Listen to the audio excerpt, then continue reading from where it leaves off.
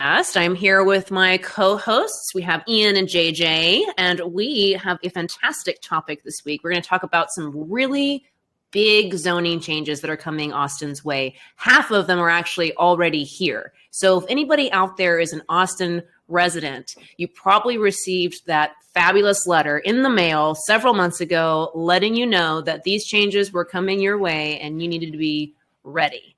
So with that kind of introduction, JJ and Ian, do you guys have any kind of input before we get started?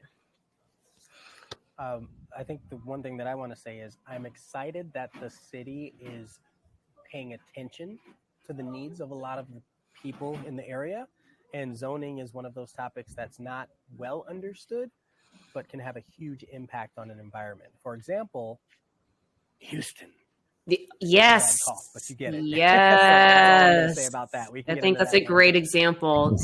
Zero zoning in Houston. So it's like a play field for investments in real estate property and things like that. But for living and experience and kind of your environment, anything goes. And so it can really end up in sprawl, things that don't really make sense. It doesn't really congeal, kind of a lack of culture in a lot of areas. So yeah, I think Houston's a great example of that. So lots of pros and then lots of cons too. How about you, JJ?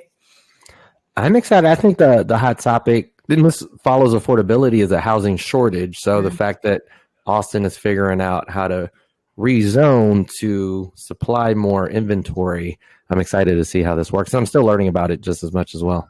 All right. Well, yeah. So let's go ahead and get started. So I'm going to lay a little bit of groundwork here. So everybody that is an Austin resident and has been here as an Austin resident for some time probably remembers Code Next and the epic failure that it was. And a really key part to that is going to be cranky neighbors that know how to file a lawsuit.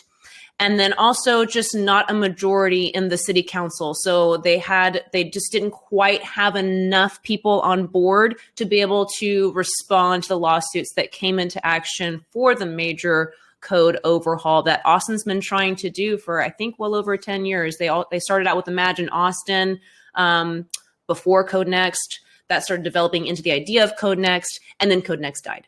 And so now what's happening is what's going to be called the Home Initiative. So if you see the word home in any of your news articles, that's what we're talking about. And it's pretty much a guarantee that these things are happening. And that's going to be because everybody on council is pretty much on board. Compared to Code Next, they were short a few votes of that. So even if and when, because it's not actually if, it is when, those neighbors, the same neighbors, same people, and that's fine if you out there are those neighbors, by the way. I don't push against you on that, but those neighbors are going to have their opinions. They are going to file those lawsuits, but city council has the votes on their end to be able to just push forward and make this happen. So I think the best way to kind of get started into what is happening is to just kind of pull up the PDF that was put together by the city. I read all the articles and all of the news reports and such to kind of see what would be the best visual representation to help describe the changes that are coming. And it turns out the city's PDF is the best one. So I'm going to share my screen and we'll go ahead and get started on that.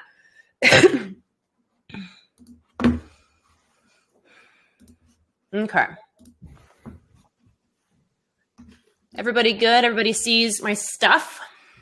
Yep. Planning department, City of Austin. It's super exciting.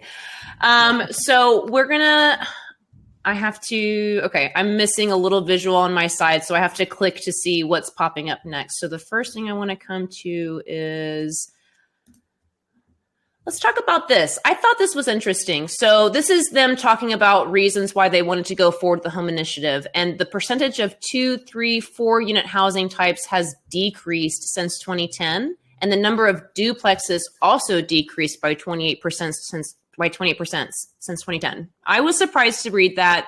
Does that surprise either of you whenever you read a stat like that? It does.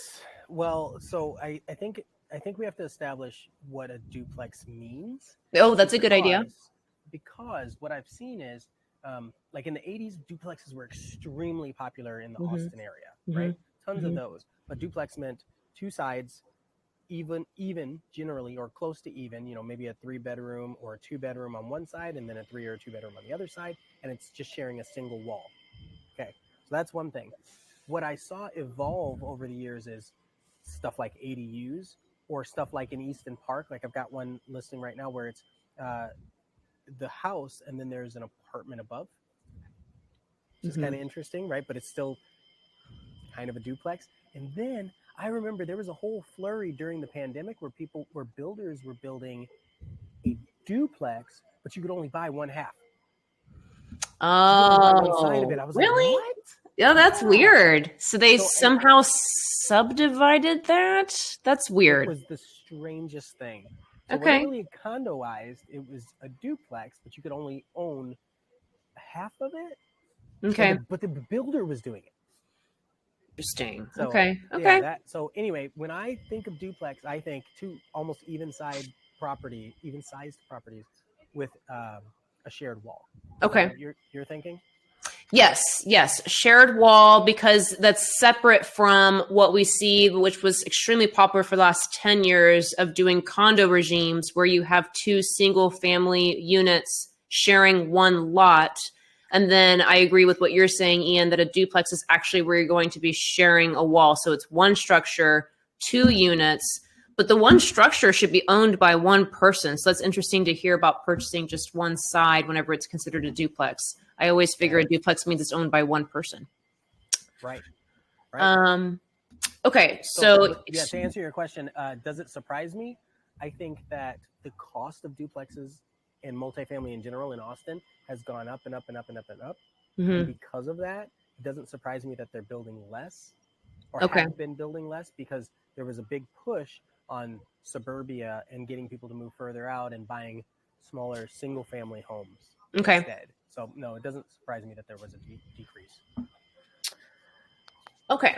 So what I would say the biggest hubbub that's happening since those letters went out to all Austin residents was that if you own a lot, if you own a home and it's zoned as SF1, single family 1, you need to be prepared for the fact that we are making a change to where you can actually place 3 units onto one lot that is zoned as SF1. And so that's a very confusing and possibly upsetting letter to get, because I feel a lot of people out there imagine like, what? My neighbor could suddenly pop up and have a multi-unit situation going on right next door to me. I thought I purchased inside of a neighborhood. So I like this first thing here of what can I build on a single family zoned property today? So a single family home, you can do, it has these interesting subsets here: an interior apartment for someone who is disabled or over 60 years old, or a separate home for guests or an on-site worker. And then we have building coverage, impervious coverage, and height. Now, the one thing that's not going, and then also over here to the far right, I don't know if this font is going to be too small with my shared screen, you're going to see FAR, which is 0.5. So FAR is going to be related to a McMansion ordinance. And McMansion was put into place because in the past, it was becoming too popular in Austin's mind to tear down an original small cottage-style home and replace it with kind of a mini mansion. And so they started making it more restrictive of how big of a structure you could put onto a lot.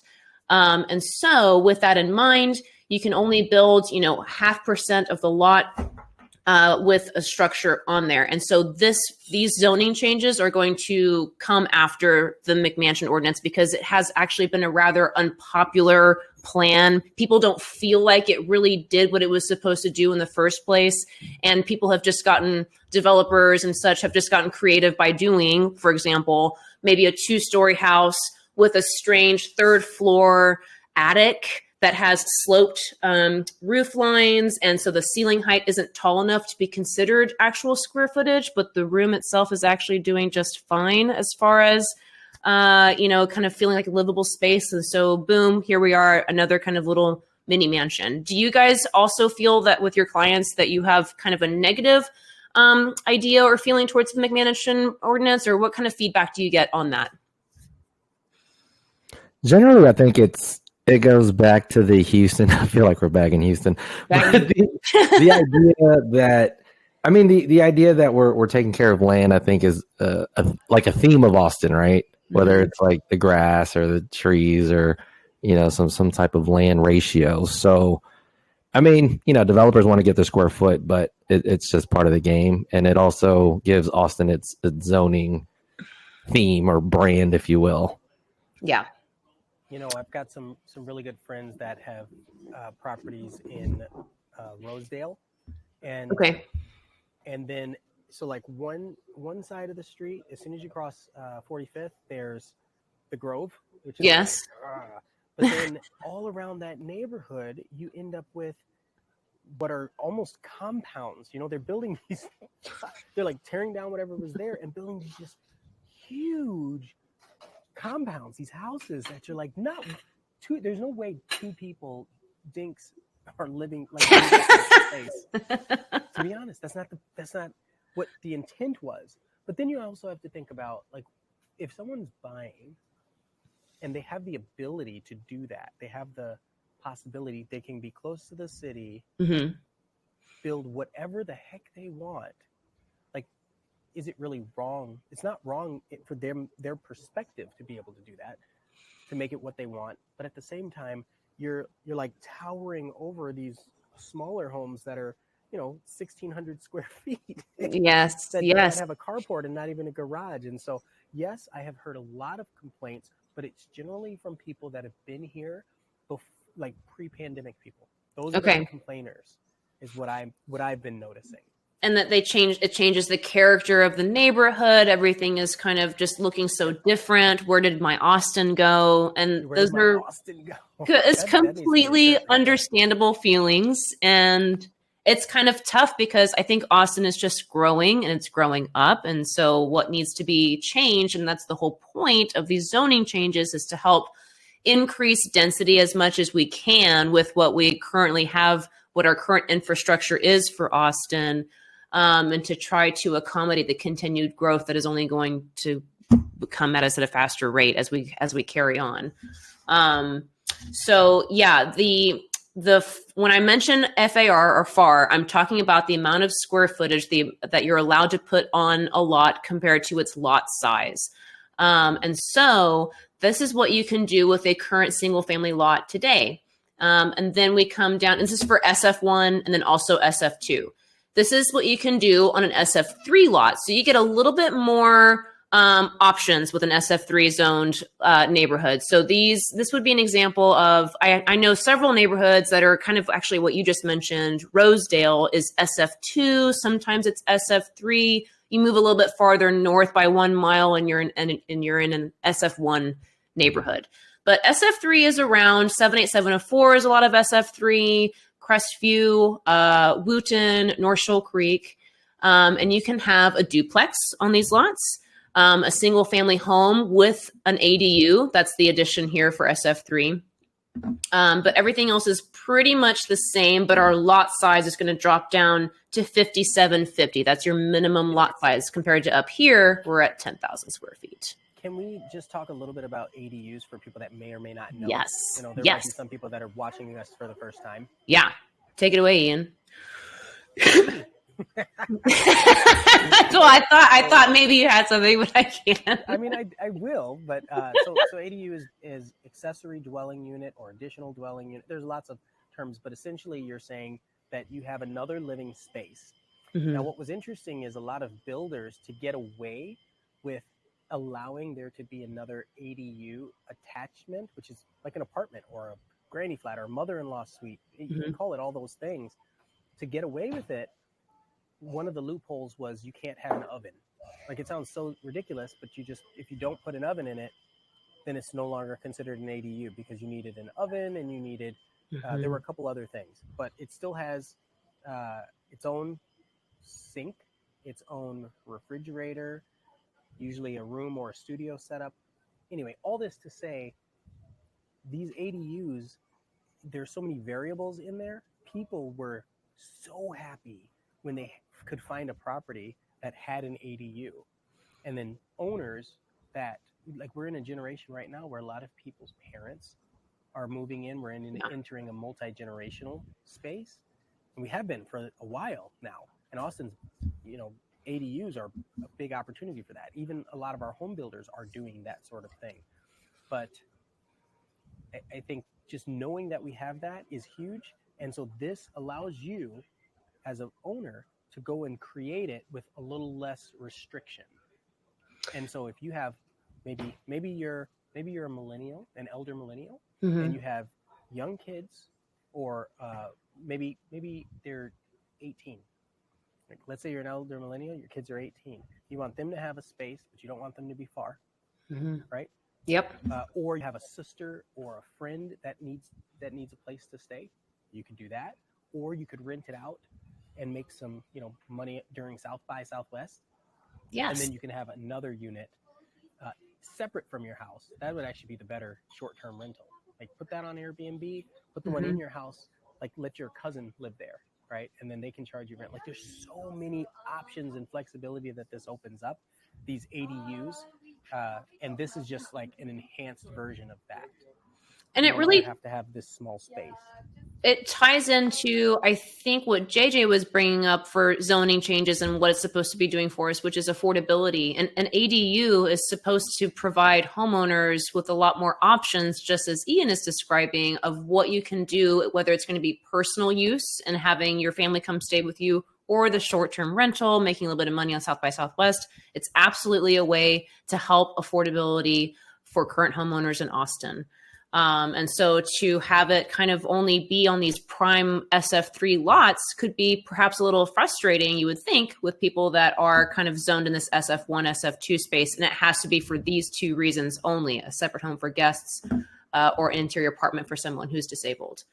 So that's kind of what the current zoning was, because actually this PDF is slightly delayed because the first change has already been implemented and went into effect on February 5th. Here's an interesting slide for the McMansion. So this was I just described this, the maximum floor area building envelope and some design standards for new development. So this regulates the size of new residential construction, remodels, and additions to existing buildings in the specified geography. So just this area is under that McMansion ordinance, which I didn't realize it went up to 360. I thought it was still within the freeway boundaries. So here are the proposed changes. It's going to allow up to 3 homes on properties that are zoned SF1, SF2, and SF3. We're going to simplify regulations for building 2 homes. We want to remove duplicative accessory apartment, guest house, and on-site worker home provisions. So they're just going to take this out. No more. Don't worry about that. Those reasons don't need to be there. Limit applicability of the McMansion standards to lots with 1 home, and allow tiny homes that meet certain standards to be considered a dwelling unit. And so then here's some really great examples of what that could look like. A single unit, 2 units in this way, the duplex, what Ian and I were talking about, where you're actually attached and sharing a wall, or starting to get into more of a townhouse feel on the lot and having 3 units backing up to each other. So it's this image right here that's going to be kind of upsetting for the neighbors that are not in agreement with making this change, that suddenly you can have 3 neighbors right next door to you when before it was just the 1 house. So it is a rather extreme change. And that can be a lot to take in when you purchased your property with the feeling and knowledge of this community as SF1 is meant for just 1 single family homeowners. And now suddenly it can be changed and purchased by somebody who's going to take that away and replace it with 3 units. Now, I did read an interesting opposing argument that said, can you really imagine the process that it takes to subdivide that lot, and how many people are actually going to engage in that lengthy and expensive process to then sell off those 3 to subdivide and then sell off those 3 individual units? And they wondered how many people will actually engage in this type of transformation. It'll probably just end up being rentals in a way. And did I cut you off, Ian or JJ, while we're only about to come in? Obviously, this is all fantastic information. I think there are a couple notes there. So like when you're talking tiny homes, traditionally a tiny home is 398 square feet or smaller, right? So now we're talking about a room. So we're only really talking about 3 rooms. So the question is, if I lived next door and someone, if someone's willing to spend the money, that's revenue for Austin. Mm-hmm. That's what Austin wants. Makes sense. Yeah. But then as a neighbor, I'm looking at it like, each one is getting these studio single family homes. That's 3 more vehicles. Yes, the cars. 3 more vehicles. Then where are they parking? Mm-hmm. Right. So now we have more impervious coverage, right, for a driveway. And how does it look? Are there requirements where they have to all mirror each other? Do they have to look a certain way? And I'm guessing that that's not a requirement because they're showing 3 different colors here. And I think that's representative of it could all be completely different. Oh, that's super interesting, Ian. I haven't read any specifics about that on if there's going to be aesthetic constraints upon if they need to look the same or not. So I wonder how that would go. I would assume that the developer will choose to have them look the same just to encourage more people to be interested in the property. I don't know. That makes logical sense. But sometimes people, so like if you've been in Agave, like one of their in-town home built neighborhoods, like Agave, and everything is so pastel. It's like a bunch of Easter eggs. Square Easter eggs. Yes. Like, what's happening here? But I'm okay with it because they all have a theme and a vibe. Yeah. And it looks good. Yeah. Like I don't, but that's my preference, right? So anyway, that's what I think of. I'm like, so instead of these giant square boxes that are all pastel colored, now you might just have a bunch of tiny homes that are all pastel colored in your neighbor, like right next door to you. You look out your window, you're like, okay, well, now I have 3 shower windows that I'm 3 shower windows. That's so true. Or the other way around, 3 windows looking in my shower window. It's like, oh. Okay. I can actually answer to one of you because you listed off a pretty good amount of things there to consider. And one of them was impervious coverage. And actually, so far, the first phase that has been passed does not adjust impervious coverage. Impervious coverage is going to be related to the amount of pavement or just like solid ground that rain cannot soak into, because we want to make sure that we continue to monitor and watch flood hazards for our communities and for our town as a whole. So you can only put, what's the number? It's up here. Impervious coverage is at 45% of the whole lot can have pavement down, basically. Outside of that, you need to have gravel or decking, grass, things that water can be soaked into. But for phase 2, which is going to be discussed and voted on here throughout spring and into the early summer, they are trying to bring forward proposed changes to impervious coverage because they have other ideas of how we can continue to control flooding without needing to do such a limit on impervious coverage. So it'll be interesting to see the results of that. Question is, do you believe them? No, I don't know. Yeah. Oh, right. Believe them on what? On whether or not their new engineering yes, that's what I thought you said. Is going to actually work. It's nerve-wracking because it's let's pick on Houston again. That's a huge why they have such flooding issues is because there is zero zoning, and there are so many lawsuits happening of nobody paying attention to that. And that's why those homes flooded the city of Houston flooded for many reasons, but a lot of the reasons end up being just a lack of zoning and a lack of paying attention to those types of details. So impervious coverage is very important. So it does make me slightly nervous that they're going to change that up, but I am ready to learn and observe and research and see what they decide on. I don't know. And that makes it very challenging again when Ian brought up Agave. Agave is like a master planned neighborhood. So one developer, maybe a couple, right? There's some cohesiveness in architecture just like built. When Randy pulled up that map of Central Austin, these are all going to be resales, previously owned properties, investors, owners, developers. They're all going to get in there and figure out, and that's per lot. Per lot. So how do you know how his runoff of water is going to be next to yours, and how are they going to manage all that? But that, we're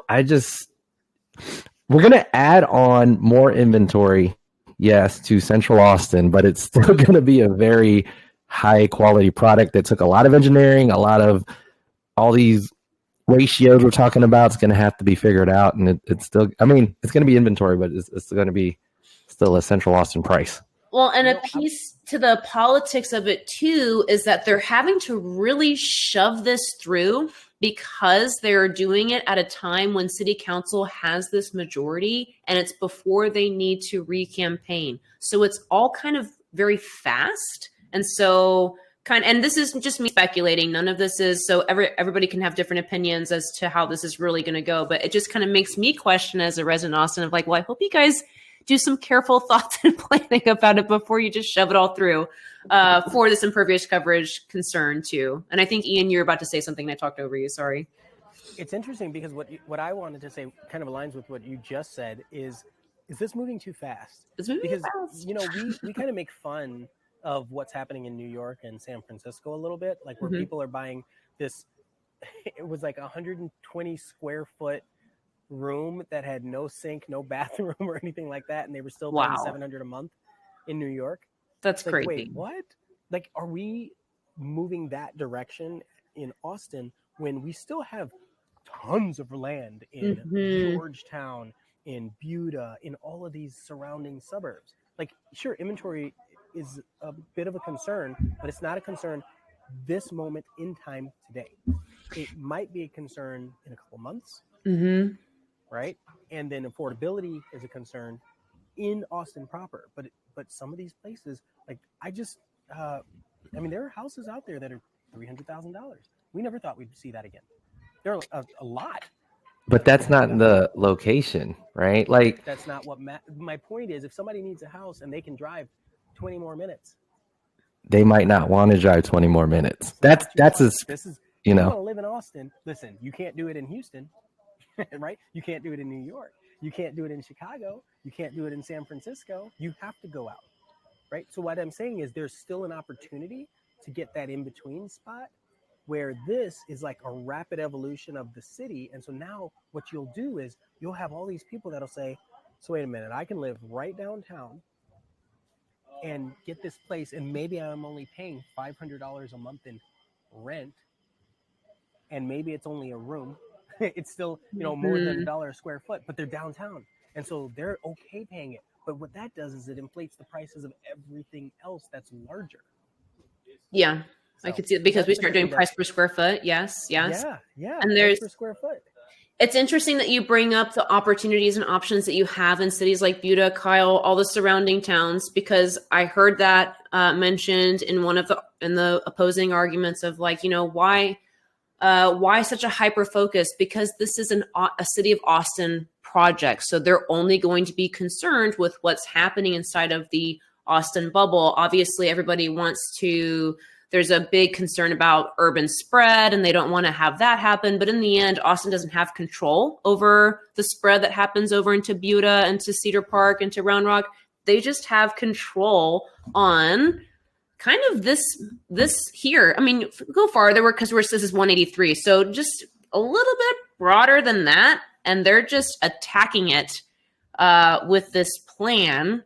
And even though there are continuing to be those options outside of the city, Austin and the city of council, that this plan here is just spearheading this Austin area. So yeah, is it necessary? I don't know, but that is what their concern is. That's their point of focus. So it's interesting to see what will come of that. I think it's inevitable. I mean, I know Ian was saying we're joking about like a New York City or San Francisco.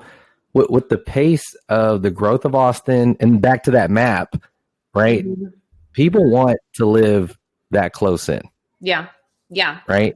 That is Central Austin for the most part. Kind of, yeah. So this is 183 here. We're going outside of 35 some, and then this is going up to 360, and then we're below the Ben Wright Freeway by a few neighborhoods. So everything here that I'm looking at is max like 20 minutes to the center of Austin. So yeah, I think it's inevitable. A lot of the younger generation and Central Austin. I mean, South by is going on right now. People love this space, and I used to keep saying Austin's this like small town, like a big town, but it's a city. Like it's a lot of people coming in, and I think it's inevitable. And it probably is rushed, but it's also so many people they're pushing it through to house them. Well, and now actually I'm wondering a little bit to counter what Ian was saying and comparing us to San Francisco and New York, because those places are really, they're bound tight by their water boundaries. Like there's nowhere for them to go outside that bubble. And then what Ian said again, we don't really have that problem here in Austin. You can continue to spread and go out and find your $300,000 house. You're not trapped on your little island almost there, like those metropolitans are. So hopefully we will not be seeing that same example that you had mentioned from New York City, because that's stupid. So nobody wants that. Okay, let me move on to my next slide here, which is starting to talk about what can I build with a 3-unit house. So they start sharing examples of what this could possibly look like. So 3 homes on SF1, SF2, and SF3 zoned properties, options for attached, detached, or mixed configurations of the homes. You're going to be exempt from the McMansion standards. So you're going to be exempt from the FAR, having 0.5% or half the lot needs to, the square footage matches half the lot. Building coverage is at 40%, 45% impervious coverage, height limit at 35 feet, which was previously, I think, would get in the way of the McMansion standards. Excuse me. And then minimum lot size is at 5,750. So here's some more examples. Here's our driveway to our 3 attached townhomes. This one was interesting, having 2 driveways here, and then you can have the bigger home in the back. All these different variations are super interesting. They're all going to have slightly different looks depending on the original zoning that you had because of the lot size. So SF1 has that 10,000 square foot minimum lot. SF3, we're at a lot size here of 8,000. And then, I'm sorry, SF3 over here is 5,750 minimum lot size. So we can start building 3-story homes, which is interesting, and 3-story townhome examples. I feel like it's going to look a lot like how 78704 already sort of looks. I feel like I see this. I feel like I'm seeing some of it in Hyde Park, but Hyde Park has a lot of historical homes that really keep the culture intact in that way. And then I feel like I see some, I don't really see many examples of this though in like the Crestview or Brentwood area, because I just really see like 2 condo regimes, two units and condo regimes for those types of neighborhoods. So this is still a pretty big change, except for a few certain bubbles. But there are some people out there that think that we won't see this giant wave of change coming in because it'll just be too hard to kind of subdivide all of these units. What do you guys think? Do you think that developers will have sort of a heyday here and take opportunity and start taking down properties and replacing it this way? I think so. I think my first thought is a color map, like a color-coded map to see where these opportunities are at. And they're going to get hounded down, I think. Even in I've had investor clients purchase a home. They loved a lot. They knew it could be an ADU, but they'll just rent it out and sit on it. And they might not necessarily develop it, but they'll just sit on it, hold off to sell later to the developer. So, I think that's another piece of demand that's going to come in that could see the opportunity of lots turning into this. I don't know if they're going to build, is what I'm saying, but yeah, people are positioning. And also, if you as a owner as well, that might be upset with the gentrification or however you look at this wave, being knowledgeable about what you could be sitting on or sitting next to is also important as you figure out how to plan your, sale or rental or whatever you do with your property too.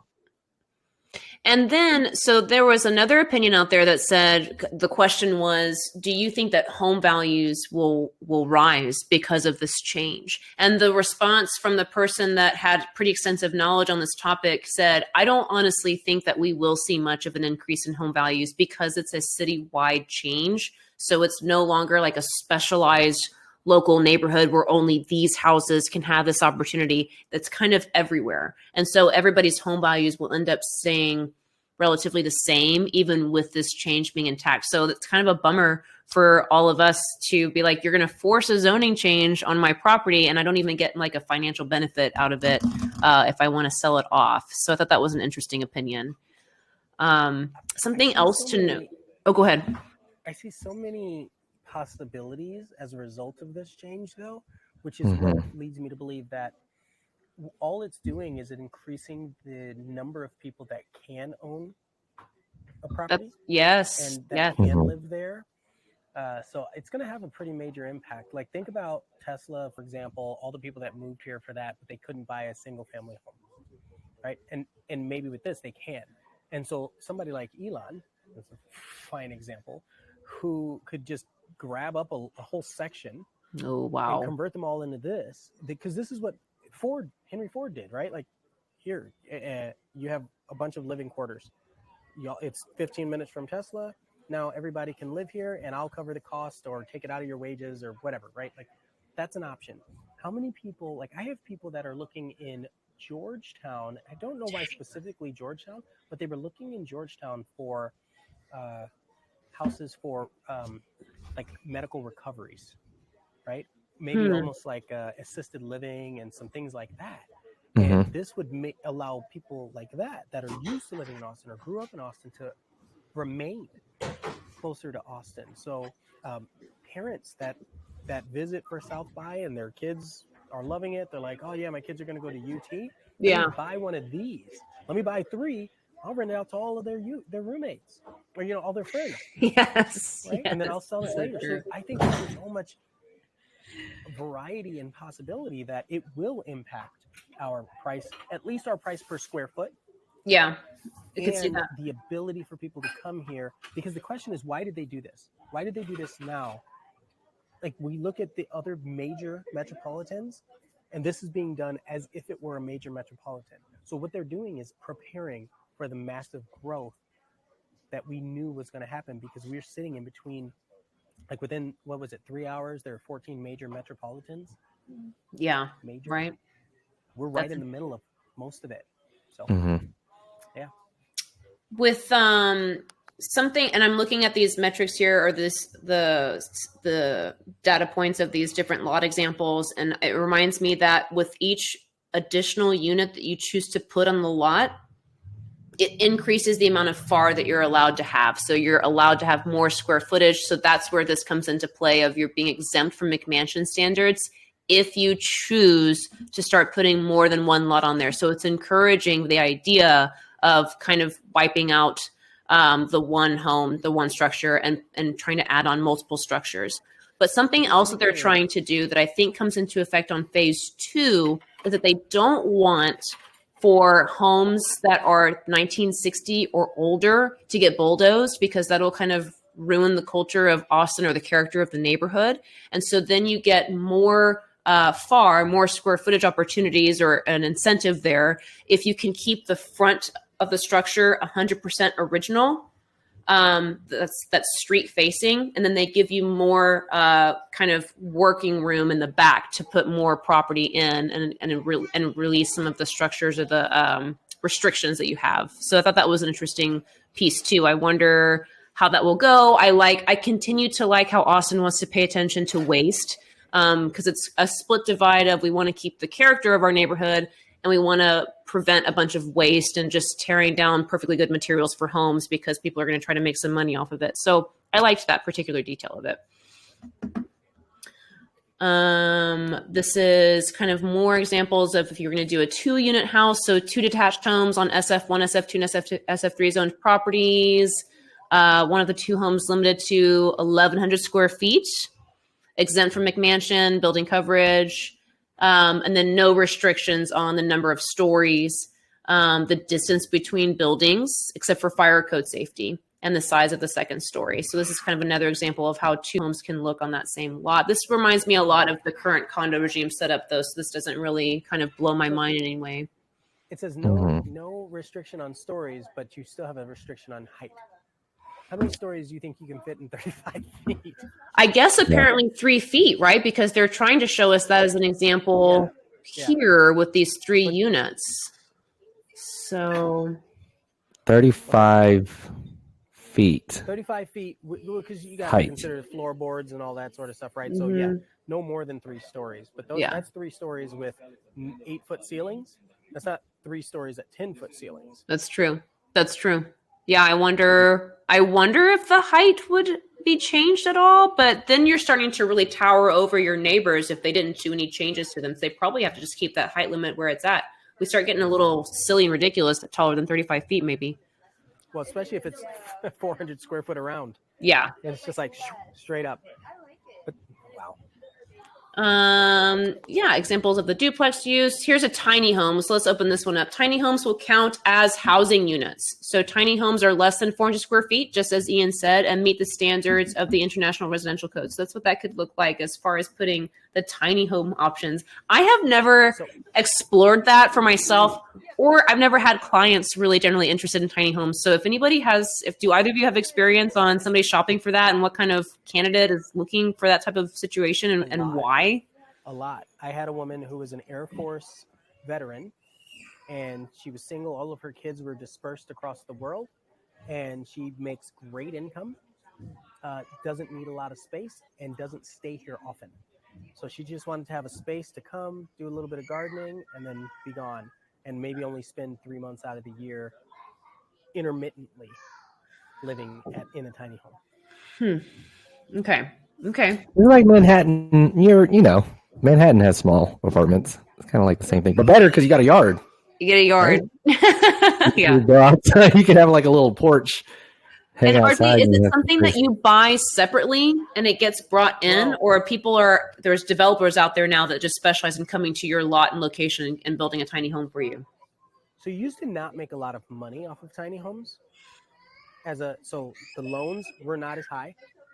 The building, like you can't charge people, or you hadn't historically been able to charge people enough to make it worth most lenders, realtors, builders' time to put it together. Now, what this does is it opens up, because now it's a foundation where a lot of tiny homes, they're just on wheels, essentially. Yeah. Almost like mobile homes used to be. Now you have each one of these houses gives Austin Energy, any solar companies, interesting. water, yes. all of the other facilities, sewage, and just everything that comes along with it. And like 3 times the amount of people to cold call and ask them if they want a security system. Like all of those things increase the economy in the area. So that's actually a really interesting point. It's not adding the house. It's tripling the activity in the economy. Mm-hmm. Maybe not tripling. Maybe it's doubling the activity in the economy because of the density increase. Super interesting, Ian. Really good point. Is a tiny home have to have, this is based off it having a foundation, right? To be an actual ADU? I don't think so. This is just saying under 400 square feet. The less than, yeah. But the reason why they did that is because they could structure the loan as maybe like a camper or a vehicle or something like that, and charge different interest rates, because they didn't have loans for tiny homes. Mm-hmm. Like where have you seen that with a lender? They're like, yeah, we offer a tiny home loan for $7,000. Like, it just doesn't make sense. Go to Home Depot, get a shed, convert it. Which is a tiny home. Like, that's all they are in a lot of cases. But now with the home standard, you have to put insulation, right? You have to have a certain type of heating and cooling and fresh air and windows and escape options, right? Like fire code. Like there's a lot of more to it now. Yes. All the safety precautions that need to get put into place. That's super interesting.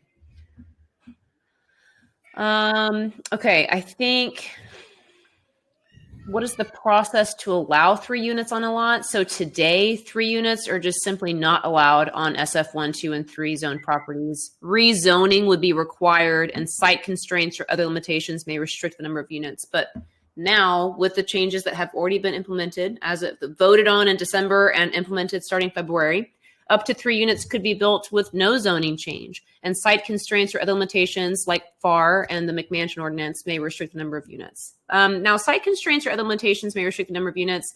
This is going to be heavily related to deed restrictions, because those will always, those continue to supersede zoning.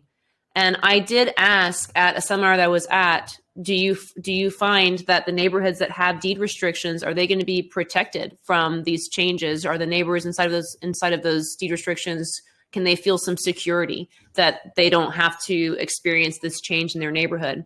And the answer was interesting. It was mixed. And I don't know, nobody can know until you're actually involved in a lawsuit about it. But this person's opinion was, for the most part, the deed restrictions are supposed to supersede, but that they have seen court cases in the past where the zoning changes did win out. So it's not like a firm belief that the deed restrictions will win all. So it could be very interesting, like future storyline to follow. If you start to see changes like this in your neighborhood and you have deed restrictions applied, are those going to get in the way or not? So I don't know. We'll have to wait and see on that. The unrelated adult occupancy restrictions, which I wasn't actually aware of. But they're going to remove the limitation on the number of unrelated adults allowed to live together. Currently, a maximum of 4 unrelated adults can live together within the McMansion area, and 6 can do so outside. Occupancy limits will be enforced through property management maintenance code, and it sets a minimum bedroom size tied to the number of occupants in a bedroom. So that everything that we just reviewed is about phase 1 that's already been set. Here's a quick little checklist of what's being discussed here through the spring and into the summer. Reducing the minimum lot size for single family zoned lots. So right now they're at 5,750 for the minimum lot size, and they're talking about dropping that down to 2,500. So that would mean on this example here, a lot size of 5,750 has these 3 units. You could essentially start to picture somehow they're going to put in six units. I don't know. I kind of have trouble picturing how they would incorporate that change and how somebody would actually continue to put more units onto the lot. I was curious on what you guys thought with that detail. Maybe you're just as confused as I am. Yeah. Well, you said how they're going to put more. How could you fit more? How could you fit more than what I'm seeing here? Like on this lot. Dropping that minimum lot size down to 2,500 for the purpose of being able to add more units. So think about it this way. Let's say that same lot was double the size. They have the ability to add more, right? They're working with minimums requirements, right? But a lot of lot sizes, you might have a whole acre, right? Or a half acre. Mm-hmm. Okay. Right? Okay. And so if that's the case, you don't want them to build 4 units because that's not part of the agreement. Okay. You could build larger, or you can build smaller units, space them apart. I have a listing I just left in Easton Park, and they have, I don't know if you've seen this, but they have a couple where there are 4 duplexes that share one driveway. Oh. It's like a quad setup. Interesting. Right? So it's really 8 homes that share one driveway and one lot. It's really cool. I mean, cool is, it works is what I'm going to say. It helps with the density. It helps kind of put you in a situation where now you have to get to know your neighbors. But yes, right. Yeah, it's probably a bunch of how could we ever live like that? But then you just do it for a little while and you realize it's fine too. I have adult friends that live in hostels. They're not actually hostels. They're group communities. They love it because it's basically one large living room, essentially one large living room, one large kitchen, and then 8 other rooms. But then the people that stay there, they'll stay for 6 months, 9 months, 2 years, but they're from Germany or Amsterdam or Sweden or Spain. And it's if instead of traveling, you're actually having these cultures come to you. Anyway, there's a lot of stuff out there. Yeah. This is in Austin. It's really cool. It is. It is cool. And we are apparently very far behind what our sister cities do. So examples as Seattle or Chicago or I think San Francisco was one of the ones that was listed, but honestly, San Francisco seems so far different from us. But something in particular that's coming up with this phase 2 is compatibility setback. Do either of you guys know about that? And have you been explained that before? Like setback from the street? Well, compatibility for, I'm going to switch over to discussing commercial buildings. So on corridors and how tall they're allowed to be is called a compatibility setback restriction, which is super interesting. So I'm going to switch over to a different screen. Because I would say that's the biggest one coming next in this phase 2 is reducing that minimum lot size. And then also, never mind. Also allowing fourplexes, townhomes, cottage courts, and garden homes is also a pretty interesting topic, in my opinion, for phase 2. But then the last one is going to be this compatibility setback. So I have to switch over to a different tab. Give me 1 second. Imagine if each of those 3 homes were set up to where they had 3 different entrances and 3 separate walls. And so they're actually triplexes. Like each one of these is triplexes. Like let's say the tiny home thing, right? There's 3 floors. As long as you have a stairwell going up, it's still one building, but you have 3 different people living in that building. Yeah. Right? I don't see why the rules wouldn't allow for that. Okay, so our current compatibility, this is talking about like on a major corridor. So South Congress is certainly one, South Lamar, on the north side of things is North Lamar and Burnett Road. These are sort of our major corridors. And the height of buildings they're allowed, the zoning allows for it to be 60 feet in height. But then there's compatibility setbacks, which is sort of like an overlay on top of that zoning limit. And it continues to limit your height depending on your distance to a single family house. And this is where Austin tends to be really far behind our sister cities because we have very restrictive compatibility setbacks compared to, Denver was another one. Denver and Seattle, they have much taller buildings in their communities because their compatibility setbacks are just a lot less restrictive than ours. So currently, our compatibility setback ends at 540 feet. And so what I mean by that is what I'm sharing here, that you have this house. This is supposed to be the house. And the distance we go up the ladder as far as how tall your building can be, depending on the amount of distance that you've made from this house. So you can be at 50 feet if you're 200 feet away from this house. You can be at 60 feet if you're 300 feet from the house. So on and on and on. And so what they're talking about doing is currently it goes all the way out to 540 feet. They're talking about bringing that back to 75 feet. And then changing the zoning from 60 feet allowance to 90 feet. So much taller buildings than what you see currently on our corridors, allowing for a lot more multi-housing options, and kind of really helping aid that issue that we do have of our apartment complexes lacking. But they've actually made a lot of huge changes in that way, and it's really helped our rent over the last year or so. They are talking about that in the news, and I feel like I am seeing that too as a real estate agent. But this should be a significant change for commercial property values. If you can suddenly have a building there that goes up to 90 feet when before you were limited to 3 stories, and now you can go up to about 8 stories, it's a pretty significant change. And so that is a very big news story for anybody that owns commercial property on those corridors. And it's a really big story for all of us Austinites that experience these corridors and kind of walk down these lanes and experience this vibe. It's going to just look very different, and it's all happening possibly this year. They feel very confident that this vote is going to come in. Have you guys heard about that? Do you remember when Rainy Street was cool? Some people still think it's cool. Right, but they're new.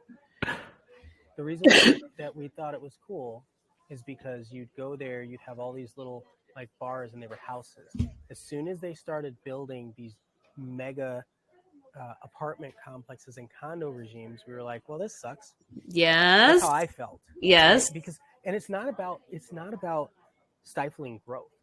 It's about preserving culture. The community and the culture. That is the reason why Rainy Street was cool. Yes. Yes. And so, I don't know. I don't know how many people go there now that have been here since pre-2017, whenever that started happening. Well, I don't know how much of that is related to certainly what you described, but also the civil did not help I anything. did not have any zoning rules or what was going on. That was like this mega high rises. But that goes back to it's just hard to stop the inevitable demand. Like that was a block of downtown that didn't have anything on it. I mean, it had the single family homes on there, it was awesome. It was awesome when it lasted. But those high rises sell out like that. Yeah, they sure do. Even the modern is a new one. Pre-sales, done, gone, closed, or under contract. It's hard to stop that. So, and with the Austin growth and industry and the tech, it's what's gonna have to happen, in my opinion, because people love Central Austin. And this is what I think it's gunning towards, because the other places that have been developed with the restrictions and the HOAs, they're still on the outskirts of what's central. So it's just that piece of the puzzle where how are you going to get more people down there? Because people want to be down there. How would you feel if you were one of those? There's going to be maybe 1,000 of them, or I don't know. Honestly, I'm probably very far off in that. I'm very bad at those types of estimates. But the street of houses behind that run along behind these corridors that are going to suddenly have this huge change where an enormous building is allowed to pop up behind your house. That's inevitable, as JJ is saying, and it's just what's up next. But it is interesting to be here in this time where that change happens to us as residents, and just everybody's reaction to it. But in the end, I think, as we mentioned before, the change happens. It's growing pains, and then we all realize, like, this is fine, I guess. And if it's not, then it wasn't. There are people that say that, but then there are the people whose views. They had like a little rooftop view, and now it's blocked because there's that is going to happen like that. Terribly. That's a really good point. Terribly. That little skyline. Yeah. You can see. That's going to be tough. But I think we've hit 3 p.m. So if you guys don't have anything else, we can go ahead and I guess close it out. Maybe some closing comments. I think for myself, the zoning changes are a bit of a whirl. It feels fast, but I understand the politics behind the speed. I think that Austin does need to prepare for the amount of population that continues to come into its town.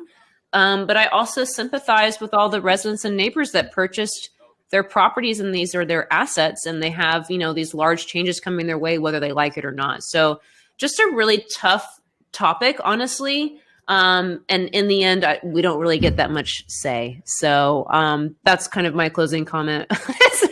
It's here, and there's really not much to do. And I just kind of hope the best for everybody in the situation. Yeah. And to piggyback off of that, it's really a tough situation. It could go either way. And Randy, I'm glad you put this all together because it starts here, right? You get more educated about it. Now you're more aware about it. If you had to voice something, you know what the city's up to. So this is actually a good space to start understanding it. Yeah. I think my feelings are mixed. It's bittersweet. I am glad that the city and the area is moving forward. I just hope that there's some cognitive energy put behind the decisions that are being made, but also how many people are thinking of moving to Austin in a year or 2 years, and this is the stuff they don't know. And so what I would ask that anybody that's watching this, anybody that learned something, one, subscribe, but also please share. Like specifically, this is one of those that I really think should be shared with people that are developers, builders, or people that are moving into Austin or have a house in Austin and they're about to be real upset. I think that would be huge. Exactly. And let us know how you feel in the comments. I don't think anybody, I want to see what people are thinking about this. Start the conversation. All right, guys. Thanks for joining us today. And we'll be back in a few weeks with another awesome topic. Thank you. Appreciate y'all.